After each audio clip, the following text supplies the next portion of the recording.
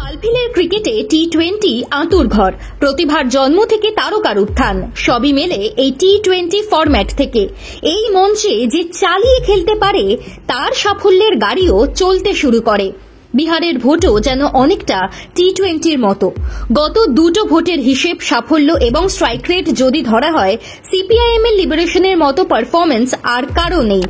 একেবারে টি-20র মতো ব্যাটিং করেছে 2020 সালের বিধানসভা ভোট ও 2024 সালের লোকসভা ভোটে। আরো ভালো করে বললে, দক্ষিণ বিহারে ফুল ফুটিয়েছে দীপঙ্কর ভট্টাচার্যের দল। মগধ, শাহাবাদ যেন মুঠোয় পুরে ফেলেছে তারা। সেখানেই আবার জয়ের আলো জ্বালাতে চাইছে লিবারেশন। একদিকে মগধ শাহাবাদে ভাঙন ধরানোর চেষ্টা যেমন করছেন বিজেপি এবং তাদের জোট সঙ্গীরা, তেমনি পাল্টা স্ট্র্যাটেজি তৈরি করে ফেলেছে লিবারেশন। গত বিধানসভা ভোটে মাত্র 19টা আসনে লড়েছিল সিপিআইএমএল, জয় এসেছিল 12টাতে। এমন দুরন্ত পারফরমেন্স কেউই আগে থেকে ভাবেনি। দীপঙ্কর ভট্টাচার্য কিন্তু বলে দিচ্ছেন, দক্ষিণ বিহারে একেবারে আলাদা রসায়ন কাজ করে সিপিআইএমএল এর।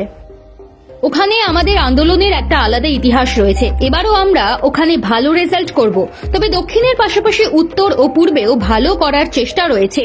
বিহারের নতুন প্রজন্ম ফুঁসছে, তাদের ক্ষোভ উত্তরোত্তর বাড়ছে, যে কারণে তারা আমাদের উপর ভরসা করছে। মগধ শাহাবাদে 70% স্ট্রাইক রেট ছিল লিবারেশনের। সেখানে ভাঙন ধরাতে আসরে নেমে পড়েছে বিজেপি। মগধ শাহাবাদে ফোকাস করেছে পদ্ম শিবির। স্থানীয় নেতাদের সঙ্গে আলাদা করে বৈঠকেও বসেছেন বিজেপির শীর্ষ নেতারা, যাতে হিসেব ঘুরিয়ে দেওয়া যায়। দীপঙ্কর কিন্তু বলে দিচ্ছেন, যতই প্রতিপক্ষ নেমে পড়ুক ময়দানে, লিবারেশনকে থামানো সহজ হবে না। তার কথায়, বিধানসভা শুধু নয়, লোকসভা ভোটেও দক্ষিণ বিহার থেকে আমরা ভালো ফল করেছিলাম। মগধ শাহাবাদে 90% ছিল আমাদের দখলে। প্রথম পর্বের নির্বাচনে 9টার মধ্যে 8টা সিট জিতেছিলাম আমরা। লোকসভা ভোটেও তাই হয়েছিল। সেই দুবারও কিন্তু প্রতিপক্ষর যাবতীয় স্ট্র্যাটেজি সাজিয়েই নেমেছিলাম, তাতে কোনো লাভ হয়নি। এবার আমরা ঘর গোছানোর উপর আরো বেশি নজর দিয়েছি।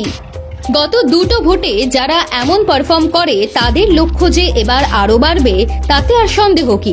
বিধানসভা নির্বাচনের আসন বন্টন নিয়ে কথা শুরু হয়ে গিয়েছে। গত দুটো ভোটে যাই ফল হয়ে থাকুক না কেন, এবার শূন্য থেকে শুরু করতে চাইছে লিবারেশন, যাতে আরো বেশি সিট নিজেদের দখলে নিতে পারে।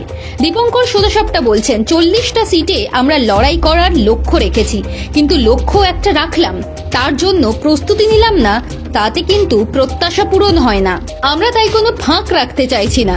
নিজেদের গোছানোর চেষ্টা শুরু থেকে করে আসছি, এখন সেটাই আরো জোরালোভাবে চলছে।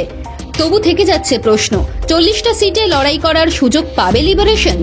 দীপঙ্করের যুক্তি, দক্ষিণ বিহারে আমাদের প্রভাব অনেক বেশি। 30 নাকি 35 পাবো সেটার সময় দেখা যাবে, তবে আমরা আমাদের কথা জানিয়ে দিয়েছি। গতবার 70টা সিটে লড়াই করেছিল কংগ্রেস, কিন্তু আশানুরূপ ফল মেলেনি। 19টা সিট জিতেছিল। এবার কংগ্রেসের সিট কমাতে পারে, সেই ইঙ্গিতই মিলছে লিবারেশনের সর্বভারতীয় সম্পাদকের কথায়। ভারসাম্য চাইছেন দীপঙ্কর ভট্টাচার্য, যাতে মহাগঠবন্ধনের ফলাফল ভালো হয়। ইন্ডিয়া মহাজোট নিয়ে তিনি বলছেন, গতবার মহাগঠবন্ধন খুব একটা গোছানো ছিল না। কংগ্রেসের সঙ্গে কিছুটা তালমেল করেই শেষ মুহূর্তে একটা আসন রফা হয়েছিল, কিন্তু এবারের মহাজোট অনেক বেশি গোছানো। শুরু থেকেই এই জোট নিয়ে ভোটের নানান কর্মসূচিতে নামা হয়েছে। অনেকের মনে হচ্ছে সিট নিয়ে জটিলতা আছে, তা একেবারেই নেই। এই মাসের মধ্যেই আসন রফা হয়ে যাবে। বাংলার ভোট 7 মাস পর, তার আগেই হয়ে যাবে বিহারের ভোট, যে কারণে বিহারের ভোট আরো বেশি গুরুত্ব পাচ্ছে।